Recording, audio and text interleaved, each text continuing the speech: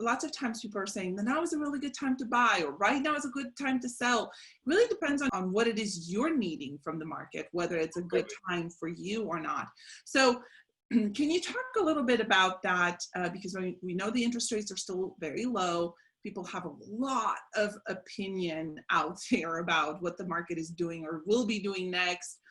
We know we have an election coming up, which always lets people speculate a whole lot. So I want to know from the professionals, what is your take on the market, and what would be a good first step to take, really outside of calling you two and talking to you about what is a good decision? Well, first and foremost, first step is talk to a loan agent. That's really step number one. Always, from anything you want to do in real estate, talk to your CPA and your tax advisor to see how that best fits into your portfolio, to investing, to just simply buying your own home.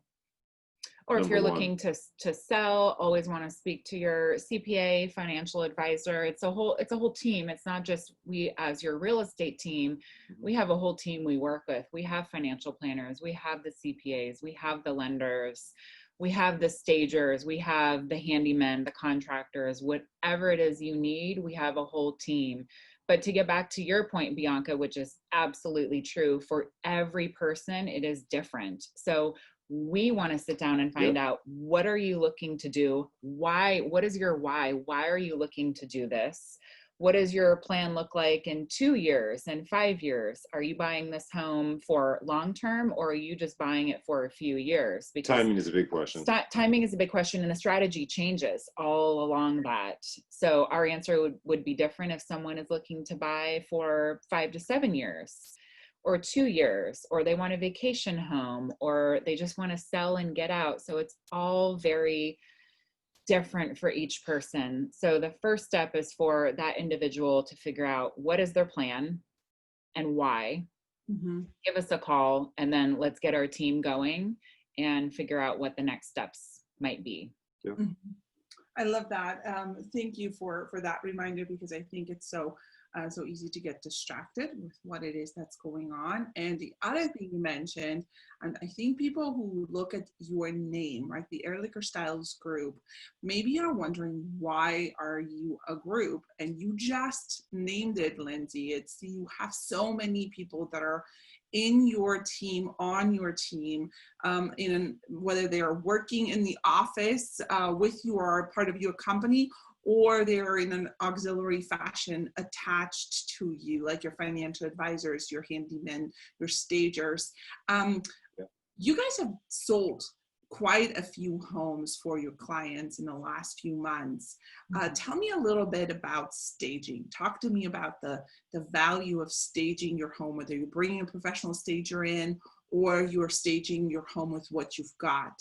Talk to us a little bit about, why is that important? So it's challenging for buyers to walk into a home, and for some of them, it's even hard to envision the wall being a different color. So if it's hard for them to envision that, bright yellow wall being white, imagine how hard it might be for them to envision the living room and the dining room and the family room, the downstairs room. I mean, we could go on and on. So the value in staging is painting a very basic picture for the buyer as to how their home could be. And we have many ways we can use staging. We can use their own furniture that they have there in the home. We have stagers that will work with what an owner has to save money. And maybe they just buy the fluffy things like the blankets, the pillows, a little bit of artwork. Or we have stagers that come in and will completely revamp. You remove all your furniture out and they will totally revamp it to give it a whole new life. And it does make a huge difference.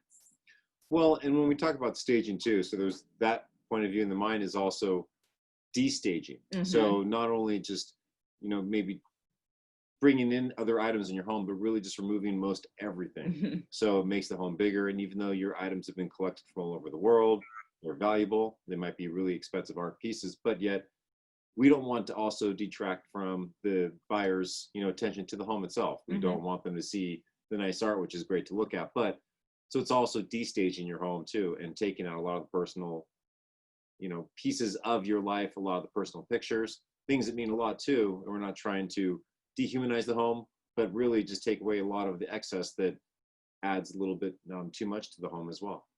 Oh, you're describing creating a canvas, right? Yep. Creating a blank canvas for people to be able to envision themselves in there, which is what I think people are doing when they're thinking of moving to Sonoma County or relocating to a different area. They're thinking about, they're envisioning and imagining a new life there and how they might be able to, live a more comfortable, a more happy, a more relaxed lifestyle. We know in Sonoma County, we are all about the lifestyle we are creating. We have a distinct lifestyle in Sonoma County that is uniquely us, and we protect that with all of our might. So it's been really hot here in the last few days, but we have the outdoor dining. We have the ability to really enjoy incredible restaurants that we have here in our local community. And so I'm always curious about where people eat because I'm obsessed with good food and good wine, which is why I live in Sonoma County. Truly the only reason why I live here.